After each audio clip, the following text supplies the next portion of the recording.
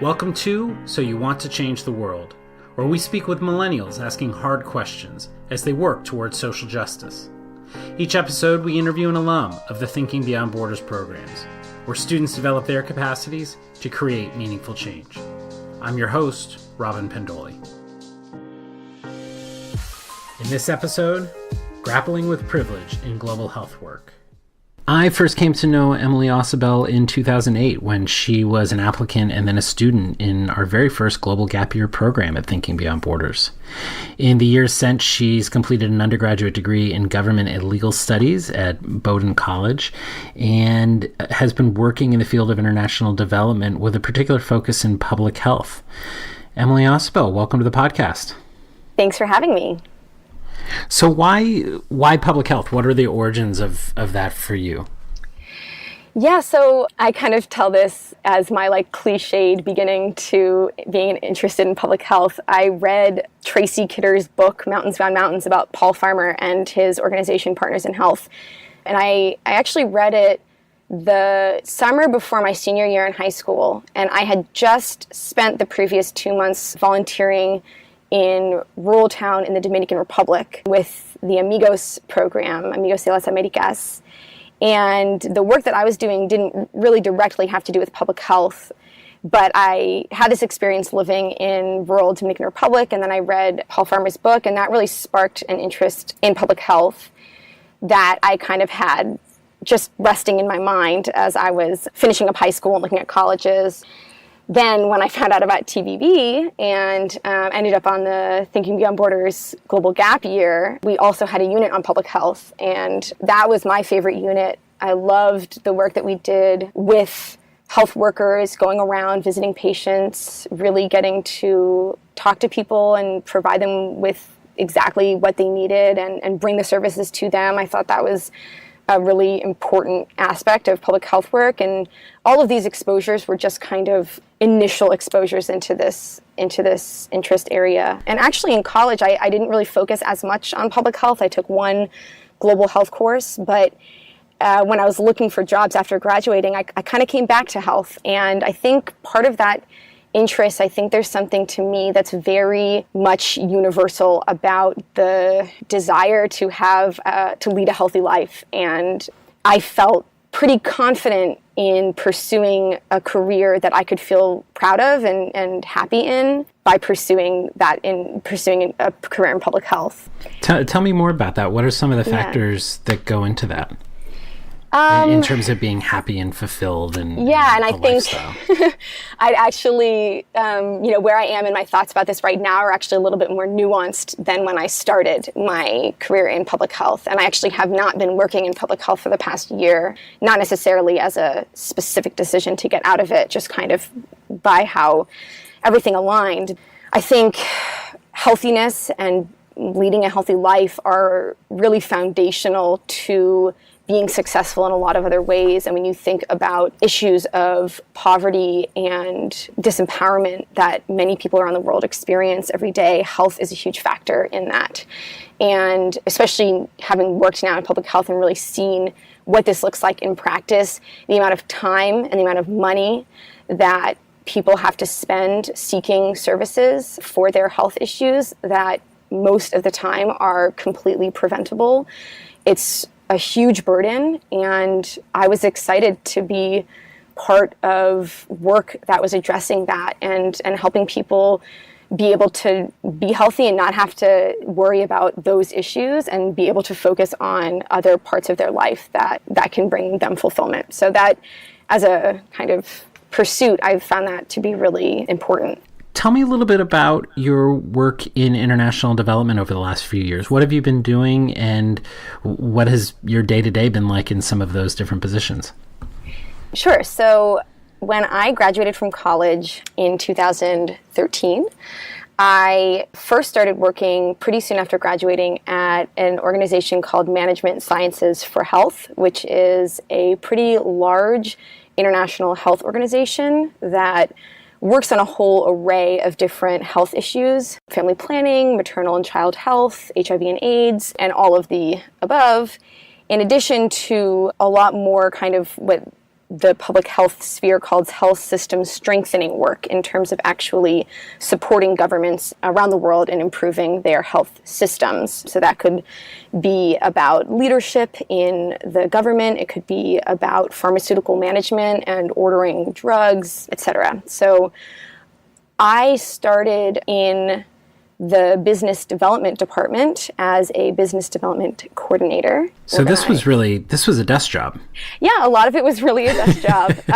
It's actually kind of interesting, like this department actually that department didn't really have entry-level jobs, but this was the most entry-level job that they had. But actually, I got a lot more responsibility that was more kind of meaty in terms of doing some of the actual writing of portions of the grant proposals, writing up performance reports on our previous projects to show the donor what we had done in the past, and helping with organizing and running the technical strategy meetings with the technical staff from the organization. So you're right, at the beginning it was a little bit more of a desk job, and technically I was at a desk all day long every day, so it was a desk job, but in terms of kind of in Cambridge, Massachusetts, right? I mean, in Cambridge, you're not out in the field. This is really a US based desk job. That's right. Yes. Yeah. And after your time there, what happened next? What were the next opportunities that you took advantage of? I ended up finding out about an opportunity called Global Health Corps. And Global Health Corps funds 1-year fellowships for about 150 young professionals under the age of 30 who are both from the United States and from other countries around the world to work in public health organizations in several countries in Africa and then in the United States. So I applied and I was awarded a fellowship to work at a pediatric HIV and AIDS organization in Kampala, Uganda for a year as a Global Health Corps fellow. And I ended up actually having a pretty similar role as to what I had at MSH. I was doing grant writing and fundraising for the organization there. A desk job, but on the other side of the world. That's right. Yeah, I think in some ways I was a little bit naive. I was like, I'm going to go over and I'm going to live in Uganda and I'm really going to be exposed to what public health work looks like on the ground. And I got there and I definitely had more opportunities to interact with the people who were actually directly providing the services and sit in the same office as them and talk to them about the grants that I was writing and the programs I was helping design. But you're right, I was still in an office in the Capitol. I still absolutely believe in public health work. I just think I have, some anxieties about the way that international health as kind of an industry functions today. And we might talk about that more in detail in a little bit, but I'll just give that as an initial explanation. I mean, let's dive in now. Just listening to the way you've told your story so far, it sounds as though you feel like there's a disconnect between the international industry of public health and actually meeting the real on-the-ground needs of individuals and families and communities. Is that part of it? And what does that disconnect look like and feel like?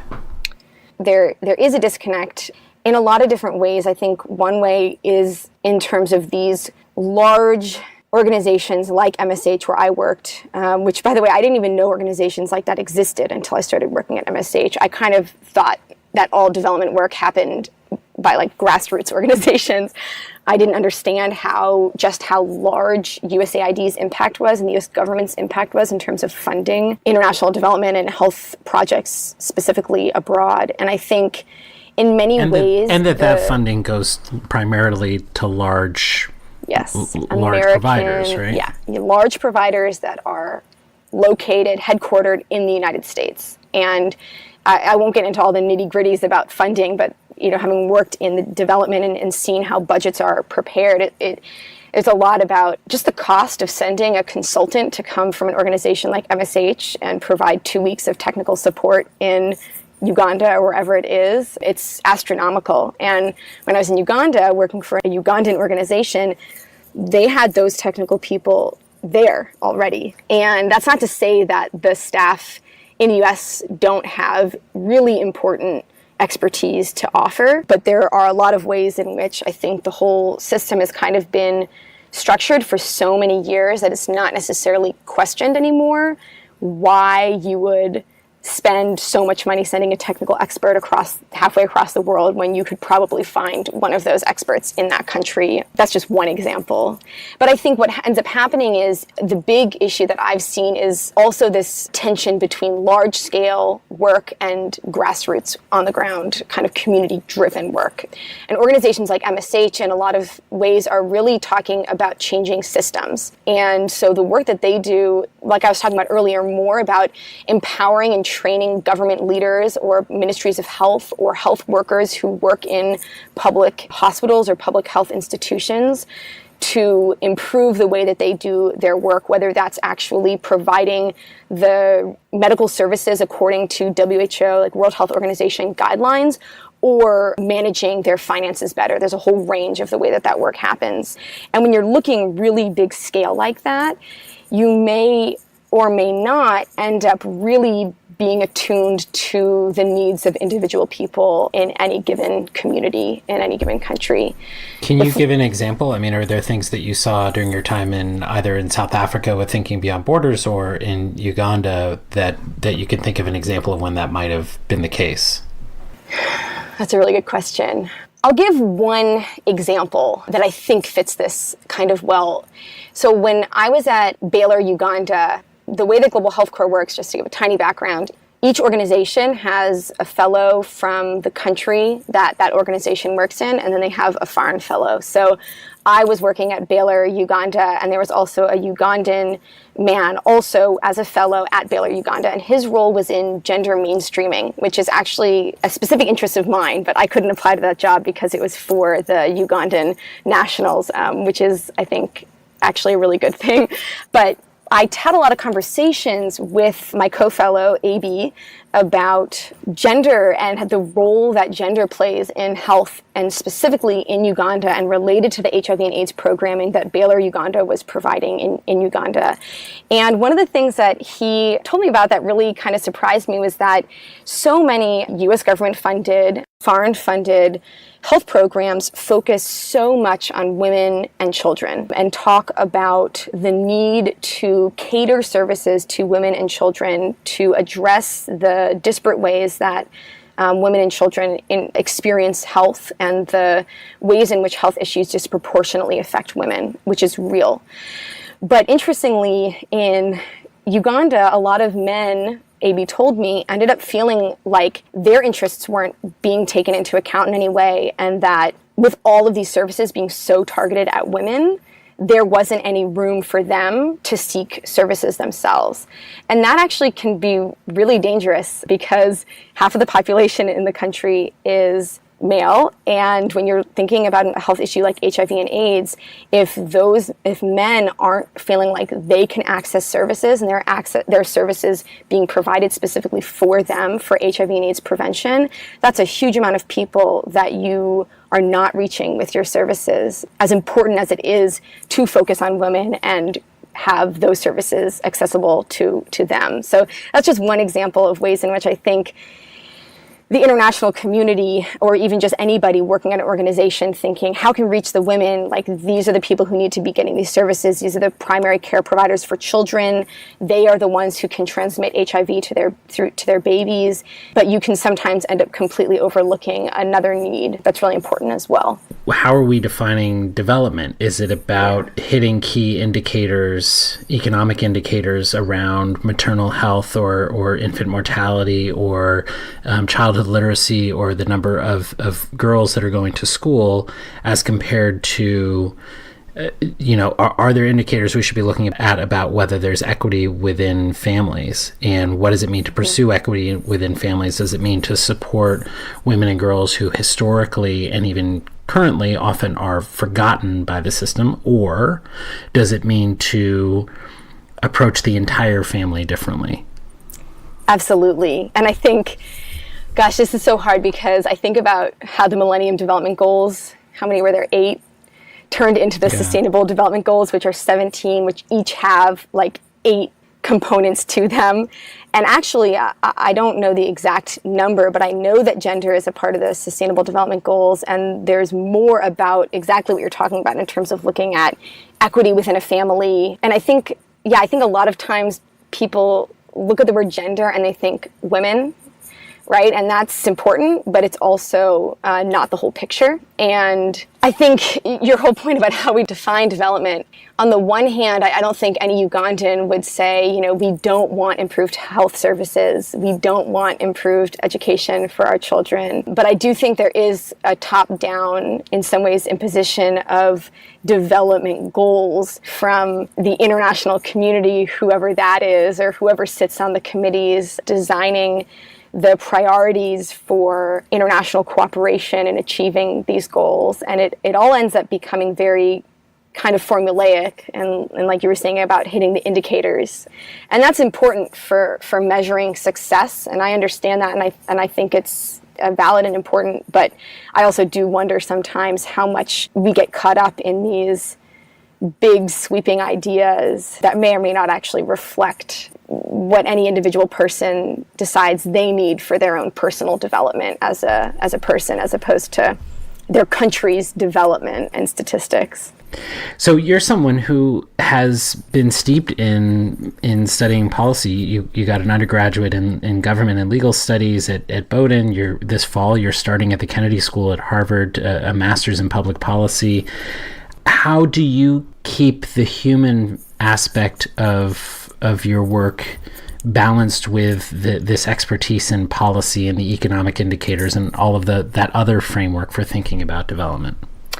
Yeah, I think, and this is again kind of the tension that I was talking about earlier in terms of large scale versus small scale. Working at an organization like MSH was really exciting because when our programs were successful, we were impacting millions of people. And actually Baylor Uganda has not quite the same scope and scale of impact, but also was a large organization in Uganda and affected many people. And knowing that you can be part of kind of systemic change I think is exciting, and I think it's important. And sometimes I look at smaller organizations and I wonder, even if the quality of their work is really high, how can you kind of bring that to the masses? And of course, that's the whole idea of scaling up your intervention. And what the exact problem is with that is oftentimes the human component ends up taken out. And I realize I'm not giving an actual solution because I think in some ways I don't really have the right answer. I think for me, the thing that I've realized, like being involved especially in the proposal writing process, which is directly linked to the program design process, really intentionally including the perspectives and the direct voices of the people who are going to be benefiting from the programs, I think is crucial. And as much as I've talked about MSH as being the large US-based organization, they do that. And they have staff in country and they interview health workers, they interview patients, they interview ministers of health and figure out what would this actually look like to implement. And I think that's at least the beginning. That's at least where you have to start being really intentional about bringing those voices into the conversation, because I would never have thought of the gender mainstreaming ideas that my co-fellow AV brought in to our work on my own. And part of that was because I'm a woman, and he was also talking about men's perspectives. And a big part of that was because I'm American, and he was talking about the Ugandan perspective. And really making sure that that's there is really important, and not getting too caught up in all of the indicators and the guidelines. And that's, I think, one of the big challenges is balancing all of those different demands. Listening to that, I find it particularly interesting because when we talked recently, you shared that in your undergraduate, stepping into women and women's issues in particular was an important experience for you. Mm-hmm. And so, thinking about, I just think about you as someone who's out trying to make a difference in the world, and that you, like all of us, you have an agenda for what that looks like, but that you were confronted with a challenge to that agenda by somebody else you respected in Uganda who was also trying to make the world better. Absolutely.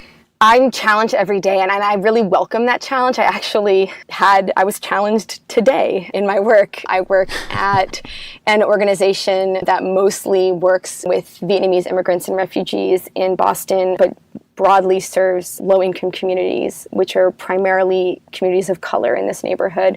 And I'm white. And I won't go into details about exactly what happened, but basically one of my colleagues came up to me today and told me that she was a little bit frustrated in the way that I had handled a situation with one of my other white colleagues, and she gave her perspective. And a big part of it was about the fact that we hadn't gone to our other colleagues for input.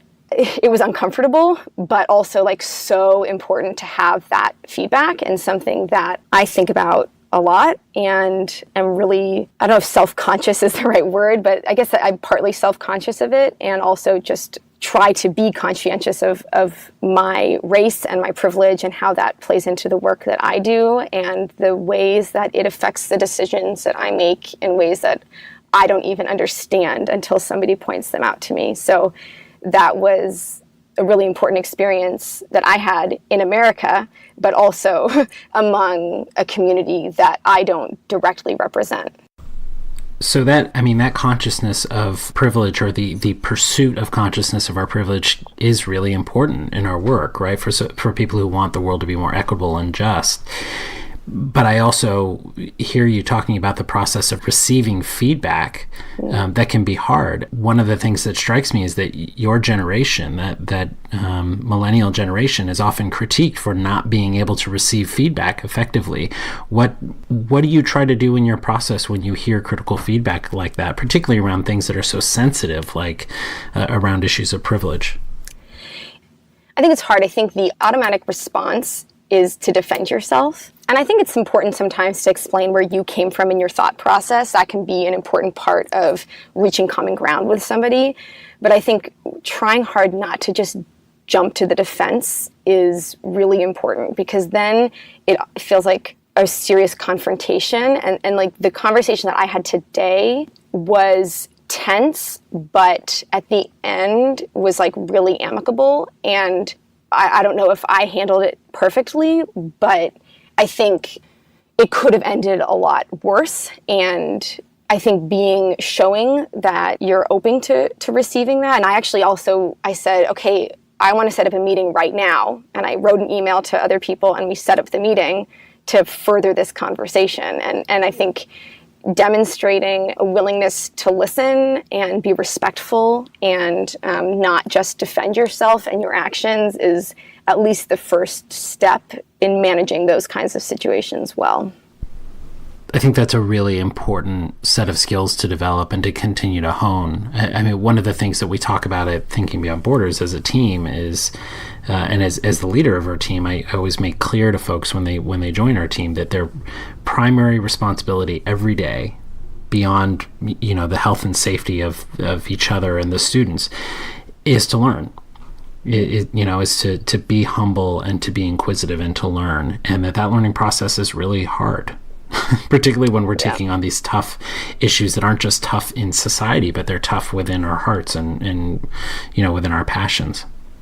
Yeah, and I think part of what happened in this situation at work recently was something had to get done, and we didn't have a set process for how it needed to get done. And so I just did it. And there was this sense of urgency that kind of overrode the need to reflect. And I think that is something that can also be like a real source of conflict in terms of just like getting your job done. And if you just looked at that, like I got what needed to get done, efficiently and quickly, but I didn't do it in the way that it needed to happen in terms of like bringing other people's feedback into the process. And it's really hard if you don't have the time, or you think you don't have the time, or you haven't created space or time to bring that process in, then you end up in that situation over and over again, just rushing into decisions because you need to, and not specifically putting in a lot of time for reflection. And it can make things feel inefficient if you spend 3 weeks talking about it before you do it. But it can end up being really valuable at the end of the day to have that process. This feels really, this feels really related to what you were saying earlier about the tension between scope and scale when we're talking about development work? You know, do we go for the expeditious, we're gonna change the whole system and touch millions and millions of lives, and we may lose some of those key humanizing factors of that approach to development? Or do we go the slow, localized, very focused on people and their lived experience, and recognize that we may not touch millions of lives, we may touch lives in the hundreds or the thousands? Right, and I also think like a big issue related to this is what I think a lot of people call, but we call in development, like monitoring and evaluation of your programs, right? And do you take the time to step back and reflect on whether or not you've actually been having the impact that you need to be having, or whether that's even the impact you should be having? I think in some ways, I actually think the development sector does this better. So like I currently work at a small or medium-sized nonprofit that does local community development work in the US, and most of our grant funding is from foundations, and we get 1-year grants. And that means that we have 1 year to just use their money the way that we said we were going to, but there's no built-in process for long-term growth or learning. And we have to do that internally with piecemeal grants that we may or may not get from people to continue the work that we do. And the international development sector, I think, has done a better job with some of this, where actually most of the programs are 4 or 5 years, and there's actually more time for learning in that process. And the big question is just whether it actually happens. There's time for it, but it's also maybe easier said than done. It's easier to just continue doing things the way you've been doing them, instead of really stopping and saying, hold on a second, this isn't working. We might need to completely rewrite our entire conceptual framework. Like it might not even be as simple as we should just work in those communities or with this age group instead. It could be really completely different design of what you're doing. And I think you have to really be willing to be really reflective and actually make those changes that need to happen. And I do think that even though a lot of donors are interested in learning and growth and reflection, it just doesn't happen with the restrictions that you have on how you do this work and how you move forward with it year to year. So also, change usually doesn't even happen in 4 years or 5 years. It happens in generations. And I think that's the other big thing, is like, how do you even know how long to do something until you kind of give up on it as not working, or you call it successful? There can sometimes be what looks like immediate success, and then it tapers off. And that's a huge challenge in all of this work. Are there places that you find hope? Yeah, I mean, definitely. Honestly, like being part of a group like Global Health Corps has been really cool, because the community is so international. Half of the fellows in the African countries are African, they're from those countries. And half of the fellows that serve in America are from other countries all over the world. And so being a bit more exposed to initiatives that are actually driven by people from other countries has also, I think it has given me a lot of hope. It also gives me a little anxiety, because that's not me. And that's, in a lot of ways, I think that's the way it should be. But it also then leaves me questioning kind of, where do I end up? I wrote a whole blog post for Global Health Corps about this. Where do I fit in? But yeah, I think like I recently was asked by a couple Ugandan friends from Global Health Corps to join them in starting an organization in Uganda. But the whole thing was really masterminded by this group of 3 young Ugandan health professionals who wanted to address an issue in their country and their communities. And they got the seed funding to start this organization. And that kind of work is really exciting for me, I think, and shows how this kind of work, being international development and health work, is being formed in a lot of new ways in recent years, in terms of being driven by people from the countries that, historically American organizations go in and work in. And now it's really being driven a lot of ways by Ugandans or whoever it is. And that's cool for me to see. So do you think there's a role for Americans to work internationally in international development, or should we be working domestically? I think both. I really do, actually. I think it's a constant challenge for all the reasons we've talked about, in terms of recognizing cultures that you're not a part of, or recognizing the systems that Americans have in our place here that may or may not be applicable to other countries. But I actually do think that there still is a role for Americans working in other countries, just as there is a role for other people from outside of the United States to come and work here. And again, that's something that I thought Global Health Corps did really well, because it wasn't just like, let's send Americans to other countries. It was also, let's bring other people into the United States and have them work full time at health organizations here and give their perspective. And I think people as individuals have things to offer, expertise and insight and ideas, regardless of where they're from or where they're working. And I think the challenge is just making sure that that is happening in a responsible way and in a respectful way, and in a way that still allows for the voices and actual like physical leadership of people from other countries as well. You've been talking a lot about process and about consciousness, and trying to be critically conscious as you move forward in your work. Are there thinkers out there, or are there resources that you try to tap into on a regular basis that really continue to support you and challenge you in that critical reflection? I mean, I think the conversation from work today is a good example in terms of working in diverse environments, and I'm excited to be joining a diverse graduate program. And I think surrounding myself with peers who will challenge me has been a big part of that. When I was in Uganda, they were having a presidential election almost exactly a year before our presidential election, our most recent presidential election. But in Uganda, the same man has been in power now for 31 or 32 years. And I was talking with my peers at work, all Ugandan, about the election and whether they were going to vote. And they were kind of, what seemed like a little bit apathetic about it. Many of them, not all of them, many of them though, said, why would I vote? It's rigged anyway. There's no point. And actually the challenger for the sitting president was pretty popular. And a lot of people thought he actually could win the election.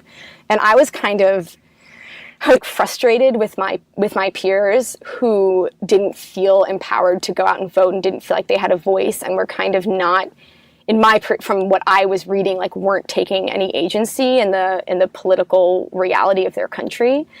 And my co-fellow AV, who I have so much appreciation for, he was like, well, Emily, you never lived through a civil war. Like, you don't know what it's like to be here. And like the background of that is, like, Museveni is often praised for bringing peace to the country. Museveni is the current president of Uganda. And I think just being corrected in this kind of self-righteous perspective that I was bringing to the conversation, and having my privilege be thrown in my face, and being reminded that I'm not from there and I can't speak on behalf of people and talk about why they're making the decisions that they're making. That was a really impactful moment for me in terms of feeling like I can be responsible with the voice that I have and the work that I do, and the passion that I have for all of this. I believe in democracy and participating in civic duties, but I think, having that conversation made me think about what it means to speak on behalf of other people, and more broadly, what it means to do the work that I do responsibly, and not kind of make assumptions about the people that I work with or on behalf of. So at the end of every episode, we ask the folks that we're interviewing the same question. What's the most important question you're asking right now? Yeah, I think I'm kind of having two levels of questions. Maybe I'm cheating. You can cheat. It's okay. Because I think, as I'm about to start graduate school in a little less than 6 weeks. And so I think my personal question is kind of, where do I want to go next? And how do I want to spend the next 2 years building my knowledge and expertise, and challenging myself to think about what that next step is for me. And that's kind of my big question. And what that is really kind of hinging on for me is, where do I think that I can have a positive impact? And I haven't talked too much about it, but one of my big passions is women's rights and women's empowerment. And that is pretty broad still. And I'm trying to think about in what ways can I have an impact in that sphere, and how can I kind of find my place in that effort. And I think that relates to the bigger question, which is what we were just talking about, which is how do we even know what the ultimate goals are, and whether, specifically in the field of international development that I was working in for a while and do think I'd like to continue working in. But my big question is, like, is this sector really going in the right direction, and do I want to be a part of it? That might be like 5 questions. I have all the questions. in that last one, it sounds like, I hate to do this, but it sounds like you're asking the question of what is development? I am absolutely asking the question, what is development? I think you guys sent out an alumni survey recently and asked it to us again, and I got so stumped, I'm not sure I submitted the survey, because I'm still figuring it out. And I ask myself that most days, probably. all of the alumni who are listening know what that question means, but for the folks in our audience who aren't as familiar with our programs, that question of what is development is fundamental to our curriculum, and it's the first question we ask at the beginning of the program. It's the last one we ask in the last seminar, and it's not surprising maybe to hear you're still grappling with it even at this stage of your education and career. Emily, thank you so much for joining us today on the podcast. Thank you so much. As always, be sure to check out other episodes of the So You Want to Change the World podcast to hear more about the incredible social impact of our Thinking Beyond Borders alumni. Be sure to subscribe and leave a review on iTunes or your favorite podcasting app. You can also find more information and links to resources mentioned in this episode on our website at thinkingbeyondborders.org/podcast. Special thanks to Julia Jones, who produced and edited this episode. Thanks for listening.